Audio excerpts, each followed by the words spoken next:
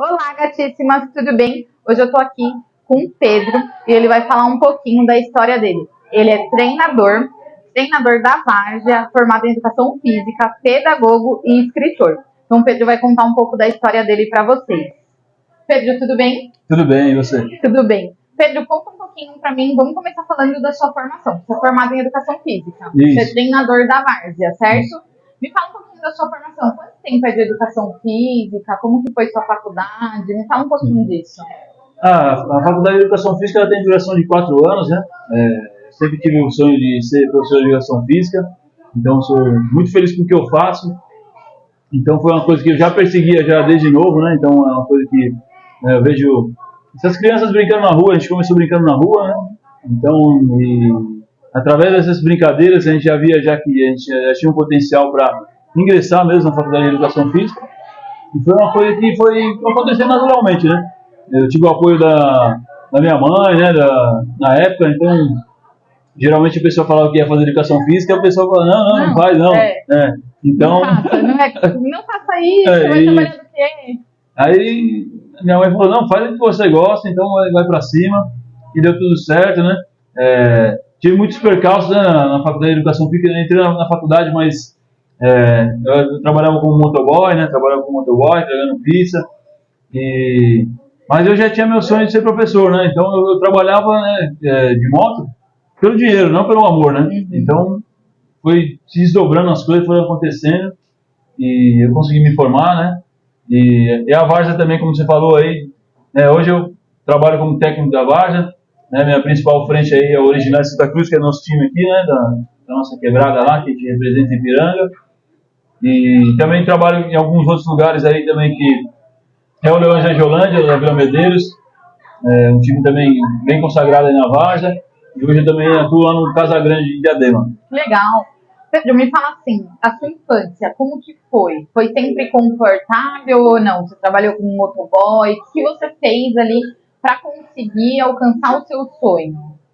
Eu ingressei já trabalhando aos 8 anos, né? Eu trabalhava como empacotador de mercado, então eu trabalhei primeiro no pacote, então fazia as entregas lá também no mercado que tinha no bairro, e passo a passo, nunca foi fácil, né? Porque a gente sempre precisava do dinheiro, sempre estava ali na rua, ali precisando da inteira, e sempre eu vejo esses moleques que estão aqui hoje aqui na nossa volta aqui, e a gente vê muito da nossa infância aí, né?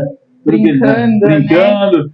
E depois a gente foi trabalhando numa cantina da escola também junto com o meu irmão, lá ele tinha uma cantina na escola, então eu trabalhei lá também com ele. Então você já fez um pouquinho de tudo? Fiz um pouquinho de tudo. Então, para alcançar o sonho, fez um pouquinho de tudo.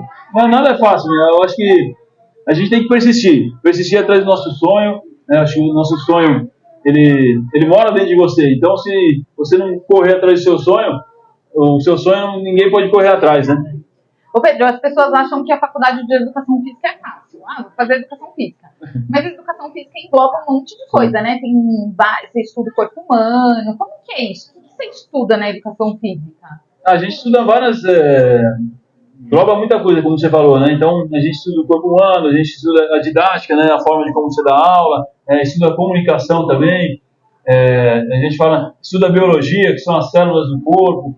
Então, você vai estudar vários fatores, você vai estudar também os esportes, né? Não é uma coisa que você fala, você é formado em Educação Física, você vai saber jogar futebol, saber nadar e tal. Então, uma coisa é diferente da outra, né? Para você, vamos supor, para você se especificar mesmo em natação, você vai ter que virar um treinador de natação. Então você vai ter que... não é só Educação Física. Não é só Educação Física. A Educação Física eu vou te dar um geral, né, de como é a natação, e para depois você se especificar naquela área. E para você virar técnico da Várzea, como você é hoje, como que foi? Você jogava uma bola? Isso. Como que foi? Eu jogo ainda, né? Jogo, não um campeonato, né? Campeonato de 35 anos até a gente joga lá, né?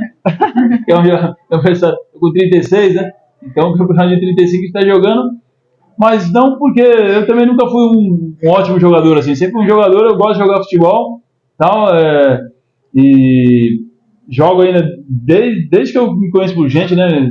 Jogava na garagem de casa com meu pai, então eu tenho essa lembrança dele, e a gente desde cedo jogando na rua também, e foi uma coisa que também foi acontecendo na minha vida, né? Em 2010 a gente começou com o nosso time lá, Por muitas vezes eu me machuquei, então por muitas vezes eu estava fora do time, mas eu ficava fora do time como sendo um técnico. Então a gente tinha que se aprofundar, entender o jogo, entender melhor o jogo, como arrumar uma melhor estratégia para vencer o adversário. Então tudo era uma preparação. Se de repente naquele momento que eu tivesse machucado eu saísse do time, então eu ia estar perdendo essa oportunidade de que eu estou vivendo hoje. Então são 13 anos aí nessa batalha, né, percorrendo esse caminho, para estar nos grandes campeonatos hoje. Hoje eu atuo nos grandes campeonatos da Várzea aí, mas isso fez uma longa história por trás, né, para a gente estar aí, não foi nada à toa. Legal. E você também é formado em pedagogia, como que foi isso? Como que surgiu, agora eu vou fazer pedagogia, vou me especializar nessa área, como que foi isso? A pedagogia foi uma oportunidade, né, a pedagogia te ensina a dar aula melhor, a criar ferramentas melhor, né. Legal. E foi o quê? Porque eu já era licenciado em Educação Física, né? Então, já era licenciado em Educação Física, então surgiu a oportunidade de fazer a pedagogia para licenciados. A pedagogia para licenciados é um ano a mais um ano praticamente de estudo, né? E aí depois tem o TCC também, então vai dar um ano e meio aí, mais ou menos. Então eu falei, vou aproveitar essa oportunidade porque lá na frente pode fazer a diferença para mim, né? E eu acredito que faz muito, né? Então você pega toda a maneira de dar aula, de entender melhor um pouco sobre a inclusão, sobre, né, temas que são, né, hoje trazem, né, como racismo, né, violência à mulher. Então todos esses temas aí a gente consegue entender melhor também, sendo um pedagogo, né? E você consegue lidar melhor com as pessoas, consegue lidar melhor ali para conversar, até para ensinar no treino, então facilita bastante para você. Exatamente, facilita muito, né, porque você começa a pegar, a gente fala o macete mesmo, né, de como dar aula e de como... Você falou que tem 13 anos que você já atua nessa área? Isso, 13 anos já. Legal. Porque assim, muitas pessoas pensam que é muito importante a gente enfatizar, muitas pessoas pensam que a faculdade é só você entrar na faculdade e está tudo bem. Você entrou e que foi fácil, eu vou fazer um tecnólogo, porque até um tecnólogo é difícil. E a faculdade de Educação Física, ela é difícil, porque você mencionou, vocês estudam corpo humano, célula, como que vai treinar, como que vai fazer. Então, são 4 anos, no final da faculdade tem um TCC, tem as provas que você precisa fazer. E o que é muito importante é concluir, não só começar, mas concluir esse percurso, né? Trabalhar de motoboy, que é algo bem difícil, porque a rua é perigoso, né? Colocou a moto na rua, está sujeito a tudo. Você já caiu de moto? Já caí, já. E como foi isso? Mas é uma coisa que não... a molecada estava sem capacete, né? Não façam isso, não façam isso. É uma coisa que a gente pega aí, né? Para falar também, que acho que é importante. É um assunto que até me remete aqui também uma risada aqui, mas acho que não é um assunto que também é triste. Por quê? Porque tinha acho que 22 anos, né, na época, tinha bebido uma cervejinha, tal, fui pegar a moto do meu amigo sem capacete lá, acabei caindo, né, machuquei só, bati a boca no chão, tomei ponto e tal. E é uma coisa que a gente vê recorrente, né, nas quebradas. E isso é uma prática que totalmente a gente está vivendo hoje, né, o mês do Maio Amarelo, que a gente a prática de prevenção a acidentes de trânsito e tal. E hoje eu repudio totalmente essa prática aí, a gente tem que ter cada vez mais consciência, né? E isso é uma coisa que não se deve fazer nunca, né? A pessoa pegar a moto alcoolizada ou dirigir sem capacete, isso não é um total... é andar na contramão mesmo. É muito perigoso, não façam. Porque hoje você ainda pilota moto. Piloto moto, hein? Mas já com prudência. Quanto você está hoje? Eu tenho 36 anos. 36 anos. Hoje já um pouco mais maduro, com um pouco mais de experiência, consegue passar uma visão diferente. Sim. E como que são os jogos na Várzea? Porque tem pessoas que acham assim, vou falar por mim, que não frequento muito. É tumultuado, tem briga, não tem aquela organização. Fala um pouquinho pra gente dos jogos. Sim, tem diferentes tipos, né? A gente fala, a Várzea pode englobar muita coisa hoje em dia também, né?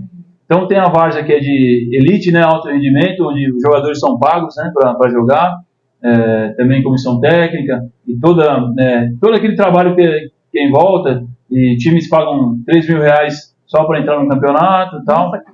Tem isso. Isso, tem isso, e tem times que pagam 20 mil reais por jogo para cada time. Então vai diferenciar muito do campeonato para o campeonato. Também tem a Várzea que está misturado, que joga o pai, joga o vô, joga o adolescente de 16 anos do mesmo time, jogam só apenas por diversão.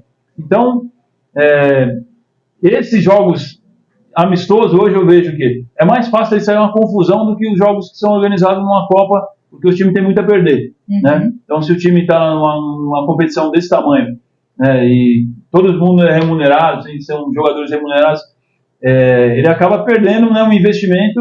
Então, por isso que tem que ter um controle, tá? Um time que tem torcida, muitas vezes tem que ser conversado isso com as torcidas, porque se entrar lá para invadir o campo, o time é penalizado.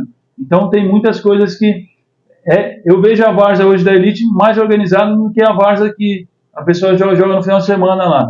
Que é brincadeira. Isso, né? que é brincadeira. Então, e como que é a tensão de estar ali jogando, você vendo o jogador, às vezes, fazendo um passe errado, como que é essa tensão ali? A gente, por jogar também, jogar um futebol também, a gente fica meio apreensivo ali, mas você tem que dominar tudo isso, né?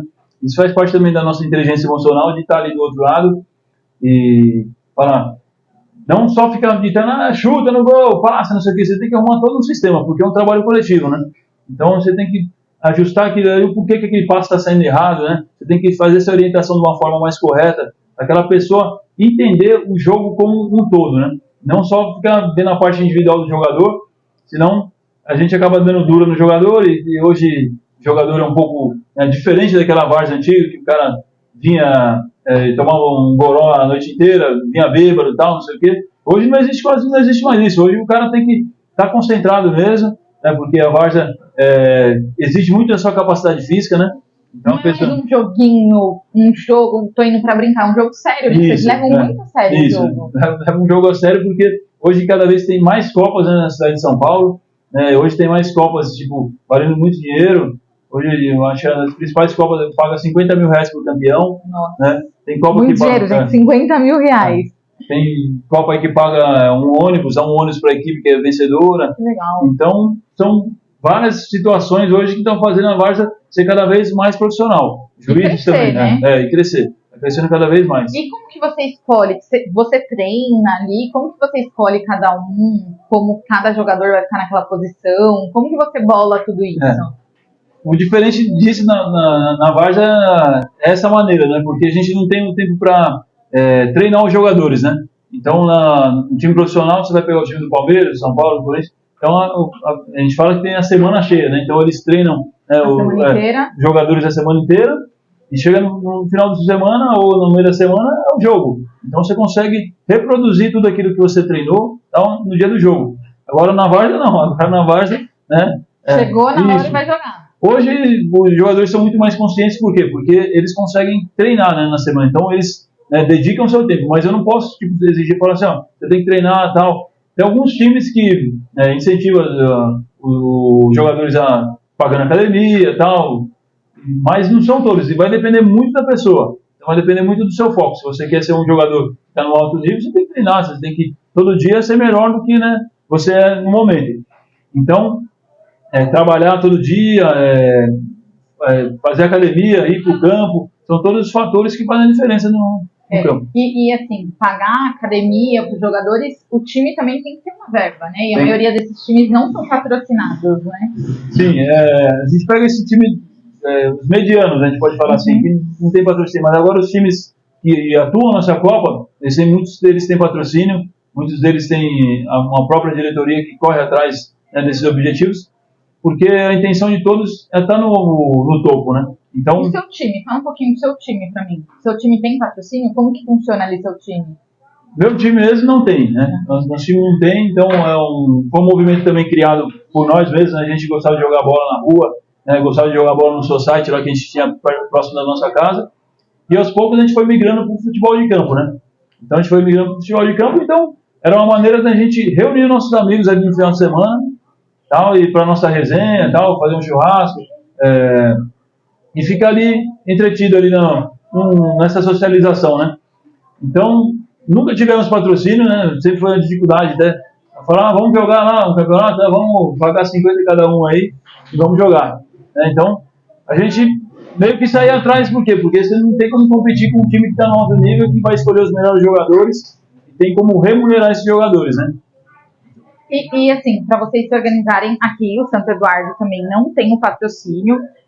O Fala Doutora entrou com esse patrocínio para o time, porque a gente entendeu que era muito importante. Então eu já deixo até aqui aberto Se você quer patrocinar algum time, procura um time que você gosta, que você assiste, que você vai para o jogo, porque 500, 800 reais, R$ 1.000 que você puder ajudar esse time para um patrocínio, a sua marca se promove, ganha uma visibilidade, não vamos mentir, né? Sua marca ganha uma visibilidade muito boa e o time acaba tendo uma verba ali para conseguir fazer o mínimo. Como que vocês fazem camiseta? Como que vocês vão para jogo? Convidam o jogador? Como que vocês lidam com tudo isso hoje? Isso que você falou é muito importante, né? Porque tem muitas empresas aqui no nosso entorno aqui, e se a pessoa tem uma identificação com aquele bairro, com aquele local, eu acho que vale muito a pena investir. Por quê? Porque a gente está promovendo o esporte. Então, está promovendo o esporte na sua comunidade, está promovendo o esporte. Então, você vê muitas crianças ali, vê o Sandro Eduardo aqui, o terror do balde aqui, do Coito, meu amigo. Então, eles querem jogar nesse time, eles querem jogar. Né? Mas se não tiver uma forma, toda uma estrutura por volta, se a gente não tiver uniforme, se não tiver uma alimentação para chegar para os atletas lá, a gente vai ter cara que quem gostar mesmo para estar aqui. Né? Então, muitas das vezes lá, a gente sempre faz isso aí, faz uma vaquinha, faz uma vaquinha entre nós lá mesmo, vai comprar uma camiseta, fala assim, ó, cada um vai pagar a sua camiseta, encomenda, já paga antes, porque senão você chega depois... Não tem dinheiro. Mas vocês rifam camiseta também? A rifa camiseta também, faz a rifa. Então, acho que a rifa também é uma ação que também... Quem está envolvido nessa situação, a pessoa ajuda na rifa, mas agora quem não está é difícil ajudar. Porque a pessoa não sabe como é que é essa correria. A pessoa não sabe como é chegar lá, tem que assinar um número aqui e tal, não sei o quê. Porque a gente precisa dessa ajuda da comunidade e das pessoas que estão em volta para fazer funcionar essa engrenagem do esporte, né? E é muito bacana, gente. Hoje eu posto muito, eu coloco a camisa do Terror do Balde e tem o logo do Fala Doutora. Então eles jogam com o logo do patrocínio. E muitas pessoas, eu também não entendiam como funciona o patrocínio. Porque é algo bom para a marca, que a marca ganha uma visibilidade, porque vocês vão para fora, vão jogar com outros times, que vão querer saber quem que é essa marca, de onde essa marca está surgindo. Então, o patrocínio, ele ajuda o time, mas ele te ajuda também. Então, assim, eu imagino, vamos supor, se alguém aparece e fala assim, não, eu gostei, eu gosto desse time, e eu vou patrocinar esse time. Coloca o logo na camisa também, faz ali, ajuda a marca a se promover, não ajuda? Ajuda demais. Iniciativas como o do Fala Doutora é imprescindível para aquele time prosperar e para sua marca também prosperar, porque eles vão querer saber, opa, Fala Doutora já sabe que incentiva a prática esportiva. Então vamos procurar saber quem você é também, isso de suma importância, porque é uma via de mão dupla. Né? Tanto você está ajudando a comunidade, quanto eles estão ajudando a promover a sua marca também. Né? Gente, eu vou deixar aqui no episódio, o Guilherme vai deixar o @, do Pedro, e aí caso alguém queira patrocinar, seja ali, vocês são da Zona Sul? Somos do Ipiranga, isso. Zona Sul, Ipiranga. Se identificou, gosta do esporte, quer promover sua marca, eu vou tomar a liberdade de deixar aqui aberto, para a pessoa te procurar, ele conversa com a diretoria do time e trazer um patrocínio para o time. Eu acho que é muito importante a gente incentivar isso, porque o esporte dentro da comunidade, ele faz toda a diferença. Ele puxa as crianças. Aqui, antes da gente gravar, eu até soltei um stories das crianças brincando, as crianças se envolvendo, e isso você tira as crianças daquele foco errado, né? Daquele foco do crime, de querer fazer o errado e mostrar que é possível. A gente que mostra isso para as crianças. Sim, o esporte é um agente transformador, né? Então, ele traz para a pessoa noções de hierarquia, de respeito. Ele tem que, hoje você no seu trabalho, você tem que respeitar seu chefe. Então, ele chega lá no campo, ele vai saber respeitar seu treinador, ele tem que saber trabalhar em equipe. É uma condição hoje que muitas empresas pedem. Hoje a pessoa pode ter um currículo deslumbrante lá, mas se ela não souber trabalhar em equipe, ela pode ficar para trás. Né? Então, são coisas que o esporte te ensina automaticamente. A gente vai ver em vários times comportamentos de jogadores que são inadequados. Aquele jogador pode ser muito bom, mas se ele tiver um técnico que não condiz com aquele comportamento, ele não vai jogar mais. Né? E isso, as crianças elas já vão aprendendo desde cedo. É chegar no horário, é ter pontualidade, então tem que chegar no horário. Eles têm que se poupar no outro dia, tem que descansar para chegar no jogo e conseguir jogar bem. Então, o esporte ele vai ensinando automaticamente esse processo para legal, gente, é bacana e eu quero deixar isso aberto porque a gente tem que fazer valer. E como o Pedro falou, a várzea não é uma bagunça. eles competem ali dinheiro, competem coisas de alto valor que eles não querem perder, né? Nenhum jogador quer perder, nenhum time quer perder, a torcida não quer perder. Então a várzea não é mais, não é uma bagunça que todo mundo imagina. E eu falo por mim, porque eu mesmo tinha esse pensamento errado de que a várzea era aquela bagunça que todo jogo tinha briga e que ninguém queria saber. Não, gente, é uma coisa muito séria. Os jogos são muito sérios. O esporte é muito sério. Tanto que o Pedro está aqui, ele tem uma formação, ele tem uma graduação, ele tem um currículo para poder treinar esse time, né? E isso é muito bacana. Pedro, eu quero falar do seu livro. Sim. Gente, posso levantar? Pode. Gente, o Pedro é escritor, olha isso. Ele é pedagogo, ele é professor de educação física e ele tem um livro. Fala pra mim do seu livro. O livro acho que é um grande título aí da minha vida, né? Eu lancei em 2022. Já tinha feito, né, um e-book, né, que chama O Esporte que Transforma. E depois eu trouxe esse aqui, chama Vitórias, Empates e Derrotas, do esporte para a vida. Então são um pouquinho que eu falei aqui, dos ensinamentos do esporte para a vida, né? Então o livro saiu de uma situação que até então eu era um pouco travada, o quê? De falar, né? Um momento desse aqui, se fosse um pouco antes, era tímido. Era mais tímido, e ia conseguir falar, né, coisa?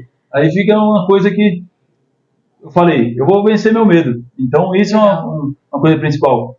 No outro trabalho que eu tinha, eu trabalhava no CEL, ali próximo da região do Heliópolis, e lá eu fui convidado para fazer uma palestra, né, fazer um workshop, né, na época. E aí eu fui fazer esse workshop, a mulher me chamou e falou, não vou fazer não. Eu falei, não vou fazer. Aí eu pensei 2 vezes e falei, não, eu vou fazer sim. Né? Vou fazer sim, por quê? Porque a gente tem que vencer os medos. O medo tem 2 vertentes, ou você enfrenta ou você recua o medo, né? Então eu falei, eu decidi enfrentar. E desse livro, e desse dia, saiu esse livro. Então são coisas que, tipo, são temas que eu abordei na palestra, que chamou também Vitórias, Empates e Derrotas, né? Até a tutora, que foi uma palestra lá para a faculdade, da Unicel, ela falou assim, você tem bagagem, Pedro, então você traz tudo isso que você viveu, e acho que, então, foram ensinamentos ali que eu passei na palestra ali que eu consegui levar para o livro. Porque no final tive um feedback também positivo das pessoas que estavam assistindo ali. E as pessoas chegaram ali falando para mim, a tutora da faculdade falou assim, você pode ser um bom escritor. Eu falei, posso? Então tá bom. Então eu vou escrever meu livro. Então eu vou escrever. Sempre gostei de escrever, né, de redação, tal, essas coisas aí. Então eu falei, eu vou colocar tudo isso dentro do meu livro. Mas para escrever um livro a gente sabe que não é uma situação tão fácil, tem muitos percalços no caminho, ainda mais uma produção independente. Porque você vai numa editora, você fala assim, você vai vender quantos livros? Você vai ter que vender 1000 livros, eu consigo fazer a edição do livro para você. Agora, se você vende 10 livros, como é que eu vou fazer a edição para você? Não posso fazer. Mas também eu entendo porque a editora é comercial. Então ela quer também vender, porque ela precisa também, né? Então eu falei, eu vou seguir os caminhos. Fiz o livro tudo escrevi tudo no papel. Sério? Escrevi tudo no papel, falei, vou escrevendo, capítulo por capítulo. Então, aí depois eu mandei para uma professora de português para redigir, né, o livro, para ver como é que estava. E depois a gente tem que mandar para outra parte da diagramação, para ver se está tudo correto. E aí depois você tem que procurar a gráfica. Então o caminho não é fácil, mas também não é impossível, senão o livro não estava aqui pronto, nas nossas mãos. Legal. Né? Deixa eu te falar uma coisa. Quando você estava escrevendo, o que você pensava assim para você escrever? Porque é difícil escrever um livro, né? Você escrever assim capítulo por capítulo. Como que foi assim escrever esse livro todo? Então, eu pensei muitas vezes, né? Falei, putz, eu vou escrever um livro do que eu passei na minha vida. Mas eu falei, se eu vou escrever um livro do que eu passei na minha vida, eu não sou famoso, né? Então, se o Neymar escreve um livro é uma coisa, agora o Pedro vai escrever um livro é outra, né? Então, a gente tem que fazer com livros que sejam com assuntos pertinentes às pessoas que estão ali. Então, eu trabalhei no livro aspectos de liderança, inteligência emocional, né, que é uma coisa que está... eu cuido da minha produção. Então, são aspectos que a gente trabalha bem no dia a dia, então são liderança, inteligência emocional, o trabalho em equipe, são situações que a gente está englobando. Eu passo também, né, do nosso time lá, que chamo o Fenômeno Originário de Santa Cruz, que é uma ferramenta que me transformou muito na minha vida, né? Falo como foi meu trajeto na faculdade, falo como foi meu trajeto na faculdade também. Eu comecei estudando no local, tive que ser transferido e tal, e fui pro outro lado. E tem uma marca bem importante aí, que também eu passo aí no livro. Sei que é uma doutora advogada, e eu passei pela FEBEM também em 2004. Foi uma experiência que é difícil, né, porque envolve toda a família, então, mas eu fiquei 5 dias e a gente faz uma reflexão de como, né, não se portar, né, falo no meu livro, e tudo isso, o esporte me ajudou a me transformar cada vez mais e não seguir, né, por esses caminhos aí. Você passou 5 dias na Fundação Casa? Isso. O que você fez? A gente estava envolvido, foi um roubo de bicicleta, de pertences lá na região da Vila Olímpia, e a gente estava todo junto, né, e a gente estava todo mundo de bicicleta, né, nesse dia, e 2 dos nossos amigos lá, que hoje até um deles não está mais entre nós, né, e o outro está preso, eles faziam práticas rotineiras isso, né, então a gente sabia o que estava acontecendo, sabia que eles tinham saído, mas não acreditava que a gente poderia ser preso, né, então eles abordaram um grupo de rapazes lá naquela região, roubaram o celular deles, roubaram a carteira, tal, não sei o quê, e isso a gente continuou andando de bicicleta e tal. Aí a polícia pegou a gente, pegou o celular e a carteira com eles, né, e a gente acabou todo mundo sendo preso, né. Então a gente estava em 6, né, naquele dia, foi todo mundo preso, e já era um constrangimento geral na família, né, porque é uma coisa que é difícil para todo mundo lidar, né. Passei a Páscoa lá na FEBEM, então é uma coisa que marcou. Eu tinha vergonha de falar isso, mas hoje eu acho que eu falo porque eu sei que muita gente já passou por isso, e eu sei como o esporte pode transformar a vida das pessoas, né? E hoje eu escrevo livro, eu sou formado, né? Então eu tenho várias qualidades aí que com certeza venceram esse episódio, que foi uma derrota, né, que eu coloco aí no livro, foi um rebaixamento para mim, né? Mas eu soube me levantar e estou aqui até hoje. É legal mencionar isso, porque muitas pessoas acham que porque ou passou pela penitenciária, ou passou pela FEBEM, a vida acabou, né? Acha que assim, a vida acabou, eu não sei fazer mais nada da minha vida, e acaba se entregando ali de verdade, de corpo e alma, porque acha que nada pode mudar. E é muito importante mostrar que mudou, está aqui formado com um livro, gente, que eu tô aqui já olhando, e transformou sua vida, transformou. Então é muito importante mencionar isso. Ô Pedro, eu tô vendo aqui que você fala, tem um capítulo que fala da deficiência intelectual. Fala um pouquinho disso pra gente. Gente, tá no livro, vocês comprem o livro dele. Onde as pessoas acham esse livro? Esse livro tem que puxar no Instagram lá, eu tenho a venda pelo Hotmart, e tenho a venda física também, que aí vai ter que gerar uma entrega, né, tal, pelos correios. Aí a pessoa escolhe se quer o livro virtual ou se quer o livro físico, né. Bom, a deficiência intelectual, eu trabalhei na Paz de Diadema, né, como estagiário, foi até no final aí da minha carreira aí na educação física, no final da carreira, não, da faculdade de educação física. Então, eu trabalhei lá com deficiências intelectuais e eu trabalhava na oficina de esporte. Então, com pessoas que têm síndrome de Down, deficiência intelectual leve. Então, foi uma experiência muito gratificante, e ver o quanto aquelas pessoas gostam da pessoa que está ali do lado trabalhando para ela, gostam do professor e valorizam essas pessoas, né, pelo simples fato de quem ela é, não pelo dinheiro, não por nada, e o quanto ela promove benefícios para a pessoa que está do outro lado ali, né. Então foi uma experiência muito gratificante. Depois eu fiz o estágio lá e acabou vencendo meu estágio. Depois de 6 meses eu fui contratado para ser efetivado como professor, e lá a gente trabalhava com uma simples caminhada que a gente fazia na rua, que tinha muita gente lá que nunca tinha ido nem ao shopping. Então a gente promovia tipo uma caminhada grande com 15 pessoas tal, e ensinava noções básicas de cidadania, de a pessoa conseguir atravessar a rua, tal, olhar um farol, identificar um farol, né, seguir em fila, acessar, ir lá no shopping.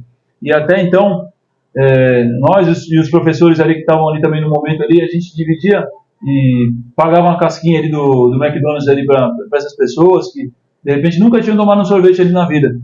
Então foi uma experiência muito bacana ali, que eu consegui né, consegui engrandecer cada vez mais o meu caráter, e isso valeu muito. Valeu, marcou, né? Marcou. Marcou que tá aqui, gente.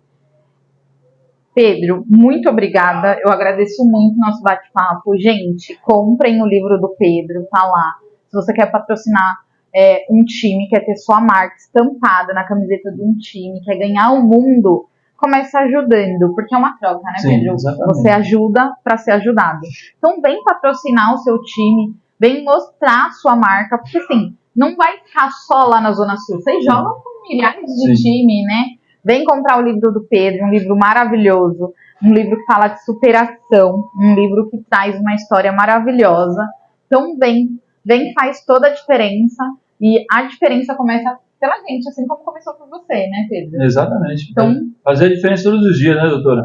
Todos os dias. Pedro, obrigada de verdade. Eu que agradeço, viu? Obrigado, tudo de bom aí para todos, e obrigado pela audiência aí.